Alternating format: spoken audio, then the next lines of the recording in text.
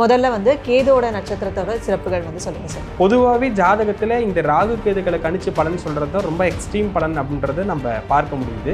எந்த இடத்துல அமர்கிறார்களோ, எந்த கிரகத்தோடு சேருகிறதோ, எந்த கிரகத்தினுடைய பார்வையை பெறுகிறதோ அந்த கிரகத்தினுடைய ரிஃப்ளெக்டா அவங்க இருப்பாங்க. கேது ஒரு ஜாதகத்துல ரொம்ப நல்ல இடத்துல உட்கார்ந்துருந்தது, கேது திசை வந்தது அப்படின்னா ஞானத்தினுடைய உச்சமாக அவங்க இருப்பாங்க. முதல்ல வந்து மேஷராசி அஸ்வினி நட்சத்திரம். இந்த நட்சத்திரத்துல பிறக்கக்கூடியவங்க ரொம்ப தன்னுடைய ஞானத்தையும் தன்னுடைய அறிவையும் தன்னுடைய செயல்பாடுகளையும் வீரியத்தோட கொடுக்கக்கூடிய ஃபாஸ்டா இருக்கக்கூடிய ஒரு இடத்துல உட்காரவே மாட்டாங்க. அவங்க எதையாவது ஒன்று சிந்தித்து கொண்டே இருக்கக்கூடியவங்களா இருப்பாங்க. ஸோ அடுத்த வந்து தனுசு ராசியில இருக்கக்கூடிய மூலம் நட்சத்திரம். மூல நட்சத்திரமாவே நிறைய பேர் பயந்துக்குவாங்க. மாமனாருக்கு ஆகாது, மாமியாருக்கு ஆகாது அப்படின்னு சொல்லுவாங்க.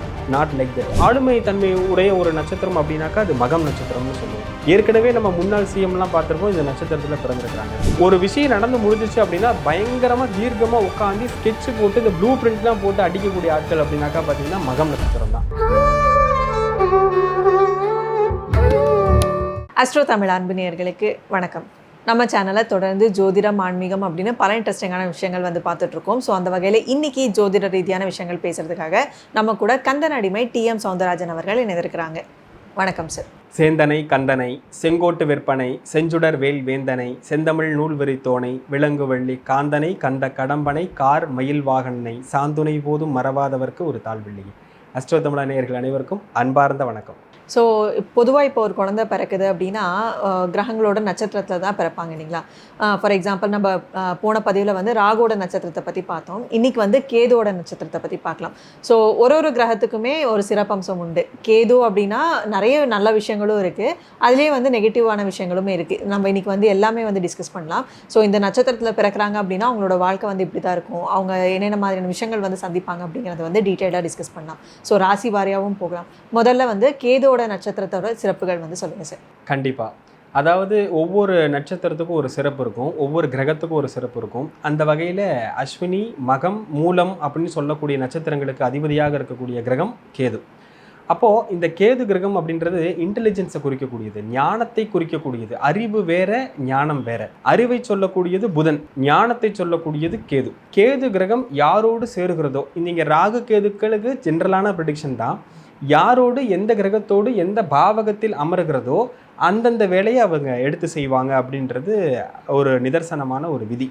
அதுலேயும் இவங்க நிழல் கிரகங்கள் அப்படிங்கிறதுனால அப்படியே ஸ்பான்ஸ் மாதிரி ஒத்து எடுத்து ஒரு வேலையை செய்யக்கூடியதில் ரொம்ப பர்ஃபெக்டாக இருக்கக்கூடியது இந்த ராகு கேதுக்கள் தான். பொதுவாகவே ஜாதகத்தில் இந்த ராகு கேதுக்களை கணிச்சு பலன் சொல்கிறது தான் ரொம்ப எக்ஸ்ட்ரீம் பலன் அப்படின்றத நம்ம பார்க்க முடியுது. இதில் கூடுதல் சிறப்பு இந்த ரெண்டு கிரகத்துக்கும் என்னன்னு கேட்டிங்கனாக்கா, முழு நட்சத்திரமாக ஒரு ராசியில் அமரும். சில நட்சத்திரங்கள் உடைப்பட்ட நட்சத்திரங்கள் அப்படின்னு சொல்லுவோம், அதுக்கு வலு குறைவு தான். அந்த வகையில் இந்த நட்சத்திரங்கள் முழுசாகவே ஒரு இதை ஆக்குபை பண்ணி நிற்கும்.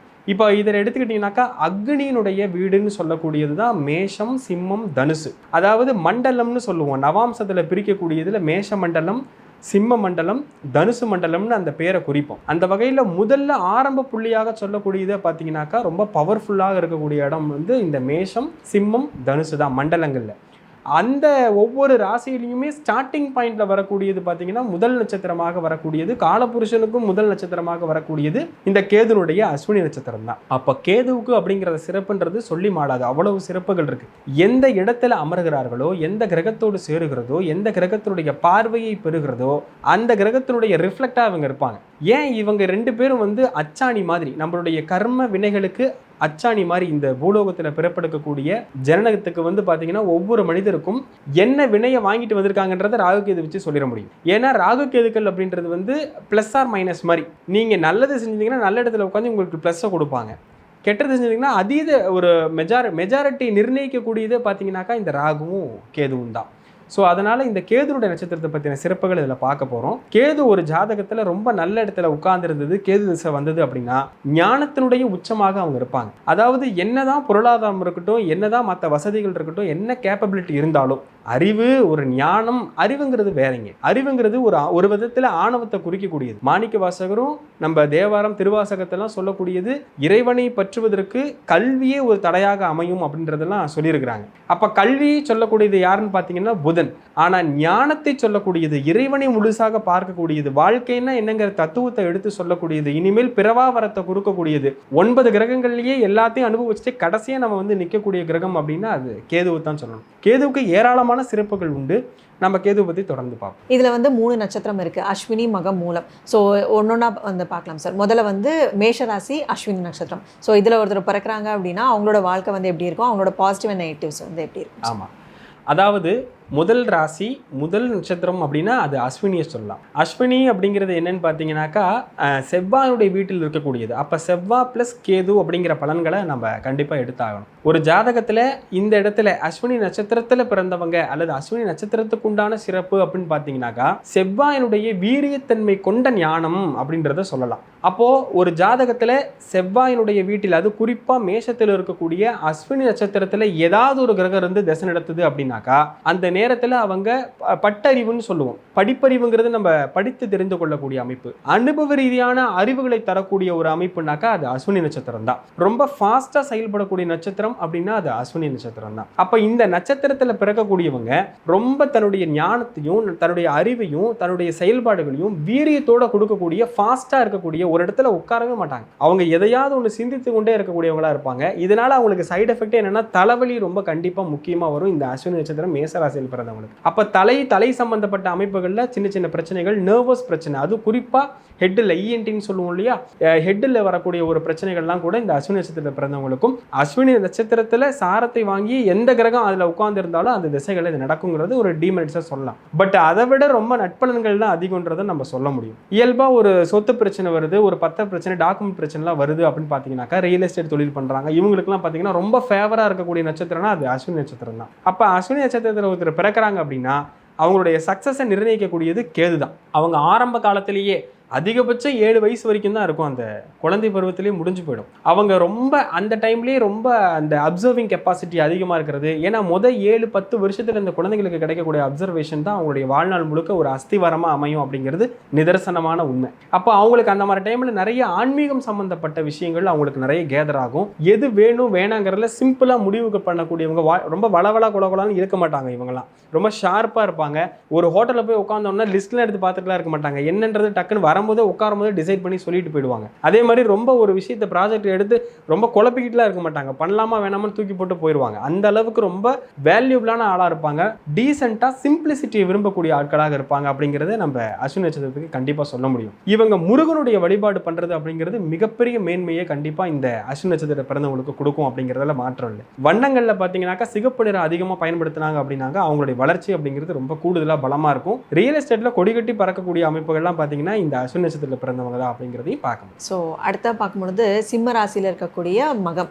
ஸோ இந்த ராசி நட்சத்திரத்தில் பிறக்கிறாங்க அப்படின்னா அவங்களோட வாழ்க்கை எப்படி இருக்கும், அவங்களோட கேரக்டர்ஸ் எப்படி இருக்கும், அவங்களோட பாசிட்டிவ் நெகட்டிவ்ஸ் இதெல்லாமே வந்து எப்படி இருக்கும். ஏன்னா இப்போ கேது திசையிலே பிறக்கிறாங்க, சிறு வயதிலே கேது தசை ஆரம்பிக்குது அப்படின்னா எப்படி அவங்க ஹேண்டில் பண்ணணும்? இப்போ மகம் நட்சத்திரம் சிம்ம ராசியில் பிறந்தவங்க எப்படி இருப்பாங்க, ஸ்பெசிஃபிக்காக இந்த நட்சத்திரத்துக்கு உண்டான கேப்பபிலிட்டி என்ன அப்படின்றத இதில் பார்க்க போகிறோம். இதுவும் உடைபடாத ஒரு நட்சத்திரம் தான், முழு நட்சத்திரம் தான். அதே சமயம் சர ஸ்திர உபயம்னு 3ஆக பிரிப்போம். இதில் மேஷராசியை சரராசின்னு சொல்லுவோம். சரம்னா இயங்கி கொண்டே இருப்பது, ரன்னிங்லேயே இருக்கக்கூடியது தான் சரராசி. ஆனால் நம்ம இப்போ பார்க்கக்கூடாது என்னன்னு கேட்டிங்கனாக்கா சிம்ம ராசியில் இருக்கக்கூடிய மகம் நட்சத்திரம் ஸ்திரத்தன்மை, உட்கார்ந்து அடிக்கிறது, அதாவது நிலைத்தன்மையை தன்னுடைய ஞானத்தை வெளிப்படுத்தக்கூடியது, ஆளுமை தன்மை உடைய ஒரு நட்சத்திரம் அப்படின்னாக்கா அது மகம் நட்சத்திரம்னு சொல்லுவோம். ஏற்கனவே நம்ம முன்னாள் சிஎம்லாம் பார்த்துருப்போம் இந்த நட்சத்திரத்தில் பிறந்திருக்கிறாங்க, ஜெயலலிதா அவர்கள்லாம். ஒரு விஷயம் நடந்து முடிஞ்சிச்சு அப்படின்னா பயங்கரமாக தீர்க்கமாக உட்காந்து ஸ்கெட்ச் போட்டு இந்த ப்ளூ பிரிண்ட்லாம் போட்டு அடிக்கக்கூடிய ஆட்கள் அப்படின்னாக்கா பார்த்தீங்கன்னா மகம் நட்சத்திரம் தான். மகம் நட்சத்திரத்தில் பிறக்கக்கூடியவங்களுக்கு மிகப்பெரிய ஒரு மேன்மை எப்போ ஏற்படும் அப்படின்னா இவங்க மேஷ லக்னம் அல்லது விருச்சக லக்னம் ப்ளஸ் சிம்ம லக்னம், இந்த மாதிரி அக்னி லக்னங்களில் பிறக்கக்கூடிய அமைப்பு, ஆண்கிரக லக்னங்களில் பிறக்கக்கூடிய அமைப்பு, இதெல்லாம் மிகப்பெரிய மேன்மையை சிம்ம ராசியில் மகம் நட்சத்திரத்தில் பிறந்தவங்களுக்கு கண்டிப்பாக பண்ணும் அப்படிங்கிறதுல மாற்றம் இல்லை. அதில் எவ்வளோதான் கூடுமான மட்டும் எந்த பாதங்களில் பிறந்திருந்தாலும், 1ஆம் பாதம் 2, 3, 4ஆம் பாதத்தில் பிறந்திருந்தாலும் அதிகபட்சம் 7 வருஷம் தான் அந்த திசை அப்படிங்கிறனால குழந்தை பருவத்திலேயே அந்த கேதுனுடைய திசை முடிஞ்சு போயிடும். பொதுவாக கேது நட்சத்திரத்தில் பிறந்தவங்களும் கேது திசை நடக்கிறவங்களும் பார்த்தீங்கன்னாக்கா கொஞ்சம் தனிமை விரும்பிகளாக இருப்பாங்க, ஐசோலேட் பண்ண மாதிரி இருப்பாங்க. ஏன்னா அவங்களுக்கு இந்த இன்டர்ப்ட் பண்ணுறது, இந்த வளவள குலகுலான்னு பேசுறது, இது எதுவுமே பிடிக்காது. வாட் இஸ் வாட்டுன்னு சொல்லிட்டு போயிடுவாங்க. அந்த மாதிரி ரொம்ப நிலைத்தன்மையாக தன்னுடைய ப்ராஜெக்டையோ இல்லை தன்னுடைய தொழிலையோ ஸ்தாபனங்களை நல்லா நிலைநிறுத்தி கொள்ளக்கூடிய நட்சத்திரம் அப்படின்னாக்கா அது மகம் நட்சத்திரம் தான். இந்த மகம் நட்சத்திரத்தில் பிறந்தவங்க ஒரு தொழிலை ஆரம்பிக்கிறாங்க அப்படின்னாக்கா அவங்களுடைய பரம்பரைக்கும் அது தொடர்ந்து வரதுக்கு நிறைய வாய்ப்புகள் இருக்குது அப்படிங்கிற அப்படிங்கிறத நாம் இந்த இடத்துல எடுத்துக்காட்டாக சொல்லி தான் ஆகணும். அதே மாதிரி அக்னி வீடு அப்படிங்கிறதுனால மிகப்பெரிய அளவுக்கு இந்த மகம் நட்சத்திரத்தை ஆப்போசிட் பண்ணுறவங்க அப்படின்னாக்கா அவங்க கொஞ்சம் பார்த்து தான் இருக்கணும். ஏன்னா மகம் நட்சத்திரம் மடி ரிவர்ஸ் எடுத்துச்சு அப்படின்னாக்கா அவங்க ஏத்தாப்புல இருக்கிறவங்க தாங்க மாட்டாங்க. அந்த அளவுக்கு நிலைத்தன்மையாக வந்து செயல்படக்கூடிய ஒரு அமைப்பை இந்த மகம் நட்சத்திரத்துக்கு நம்ம சொல்லலாம். நெகட்டிவ்னு பார்த்தீங்கன்னா சூடு சம்பந்தப்பட்ட பிரச்சனைகள் உடல் ரீதியாக அவங்களுக்கு ஏற்படும். நான் ஏற்கனவே சொன்ன மாதிரி நுண்ணிய நரம்புகள் சம்பந்தப்பட்ட விஷயங்கள்ல பாதிப்புகள் ஏற்படும். கண்ணாடி போடுறது, கண்ணு கெட்டு போகிறது, இந்த மாதிரி விஷயங்கள்ல அதிகமாக அவங்களுக்கு பாதிப்புகள் ஏற்படுறதுக்கு வாய்ப்பு இருக்கு. ஆனாலும் சக்சஸிங் ரேட் அப்படிங்கிறது மகம் நட்சத்திரத்துக்கு ரொம்ப கூடுமான மட்டும் இருக்குது. ஆளுமை திறமை ரொம்ப ரொம்ப அதிகமாக இருக்கும். ஏன்னா இந்த இடத்துல என்ன வருதுங்க, சூரியன் வித் கேது வராங்க. அப்போ ஆளுமை திறமை சொல்லக்கூடிய அட்மினிஸ்ட்ரேஷன் பவர் சொல்லக்கூடிய சூரியனும் ஞானத்தை சொல்லக்கூடிய கேதும் இணையறதுனால மிகப்பெரிய நட்பலன்களை இவங்களுடைய வாழ்நாளில் கண்டிப்பாக மக நட்சத்திரக்காரங்க அடைவாங்க அப்படிங்கிறதுல மாற்றம். ஸோ அடுத்த வந்து தனுசு ராசியில் இருக்கக்கூடிய மூல நட்சத்திரம்.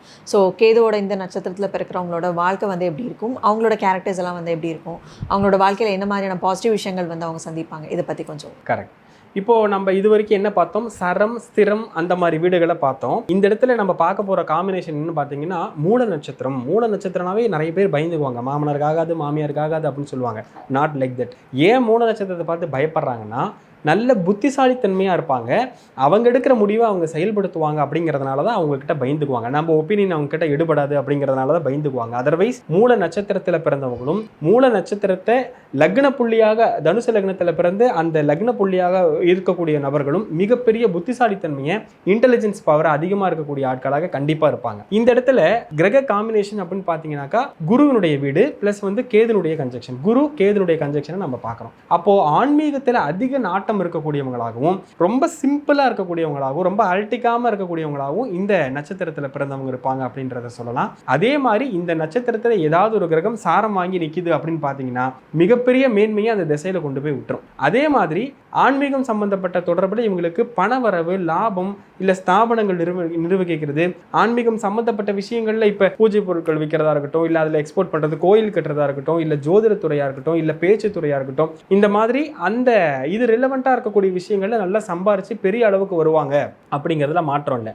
எப்படி நான் வந்து மேஷராசியில் இருக்கக்கூடிய அஸ்வினி நட்சத்திரத்துக்கு இயங்கி கொண்டே இருப்பாங்கன்னு சொல்லணும், இந்த பக்கம் சிம்ம ராசியில் இருக்கக்கூடிய மக நட்சத்திரத்துக்கு ஸ்திரத்தன்மையாக இருப்பாங்கன்னு சொல்லணும். ஆனால் உபயம் ரெண்டும் கலந்தது.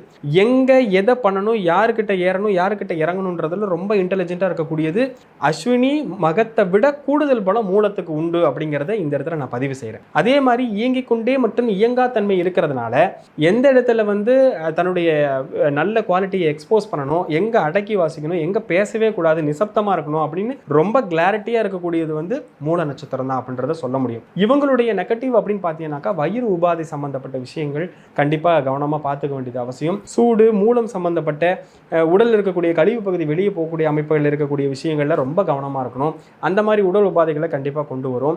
ரொம்ப இலகிய மனமுடையவங்களாக இருப்பாங்க, ஈஸியாக ஏமாந்து தெரிஞ்சே ஏமாறுவாங்க. இவங்க இன்டெலிஜென்ட்டாக இருப்பாங்க, நம்மளை ஏமாத்துறான், இப்போ குடிக்க போறானே தெரியும், ஆனால் மருத்துவத்துக்குன்னு காசு வந்து கேட்டால் கூட இவன் குடிக்க தான் போறான், இருந்தாலும் பரவாயில்லன்னு கொடுக்கக்கூடிய ஒரு தயாளு மனம் வந்து இந்த மூல நட்சத்திரக்காரங்களுக்கு கண்டிப்பாக இருக்கும். அப்படி இருந்தும் இந்த மாதிரி விஷயத்தை தயாளு மனசோடு எடுத்து செய்யறதுனால சில பண விரயங்கள் இந்த மாதிரி விஷயங்கள்ல ஈஸியாக ஏமாறதுக்கு வாய்ப்பு இருக்கு. அதில் கவனம் தேவை. மற்றபடி வாழ்க்கையினுடைய சக்சஸ் அப்படிங்கிறது ரொம்ப பிரமாதமாக இருக்கும். சித்தர்கள் மற்றபடி ஜீவ சமாதிகளுடைய வழிபாடுகள் அப்படிங்கிறது மிகப்பெரிய மேன்மையை தரும். வந்து அருணகிரிநாதருடைய ஜீவ சமாதியாக இருக்கட்டும், இல்லை சித்தர்களுடைய ஜீவ சமாதியாக இருக்கட்டும், போகர், பாம்பாட்டி சித்தர், இந்த மாதிரி சித்தர்களுடைய வழிபாடு அப்படிங்கிறது, திருவண்ணாமலை கிரிவலம், இதெல்லாம் பயங்கரமான ஒரு வளர்ச்சியை தனுசு ராசியில மூல நட்சத்திரத்தில் பிறந்தவங்களுக்கும் மூல நட்சத்திரத்தில் சாரம் வாங்கி இருக்கக்கூடிய எந்த கிரகம் தசை நடத்தினாலும் அவங்க ஜாதகத்தில் இதை பண்ணீங்கன்னா மிகப்பெரிய மேன்மையை நிச்சயமா அவங்க ஏற்படுத்திக்க முடியும் அப்படிங்கிறத மூல நட்சத்திரத்துக்கு சொல்லி. இப்போ அஸ்வினி நட்சத்திரமும் மகம் நட்சத்திரமும் இவங்க ரெண்டு பேருமே வந்து என்ன மாதிரியான வழிபாடுகள் பண்ணலாம்? இப்போ மூலத்துக்கு சொல்லியாச்சு. அஸ்வினி நட்சத்திரக்காரங்க முருகனுடைய வழிபாட்டை நம்ம சொல்லிட்டோம். சிவபெருமானுடைய வழிபாடுங்கிறது சிம்ம ராசியில் இருக்கக்கூடிய மக நட்சத்திரக்காரங்க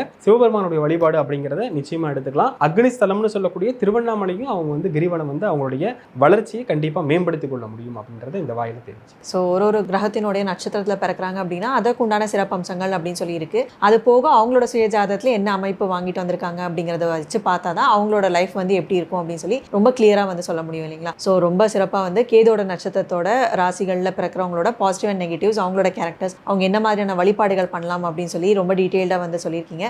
ஸோ தொடர்ந்து ஜோதிடம் சார்ந்த நிறைய விஷயங்கள் வந்து அடுத்தடுத்து பேசலாம் சார். அது வரைக்கும் நன்றி, வணக்கம். நமது அஸ்ட்ரோ தமிழா நேயர்கள் அனைவருக்கும் எல்லாம் வல்ல முருகப்பெருமான் ஆயுள், ஆரோக்கியம், ஐஸ்வர்யம், அதிர்ஷ்டம், அபிவிருத்தியோடு சகலவிதமான சம்பத்துகளையும் அருள வேண்டும் என்று வேண்டிக் கொண்டு 6 தடம்தோள் வாழ்க, அறுமுகம் வாழ்க, வெற்பை கூறுசை தனிவேல் வாழ்க, குக்குடம் வாழ்க, செவ்வேல் ஏறிய மஞ்சை வாழ்க, யானைதன் அணங்கு வாழ்க, மாறிலா வள்ளி வாழ்க, வாழ்க சீர் அடியாரெல்லாம் என்று வேண்டிக் கொண்டு விடைபெறுகிறேன். நன்றி, வணக்கம்.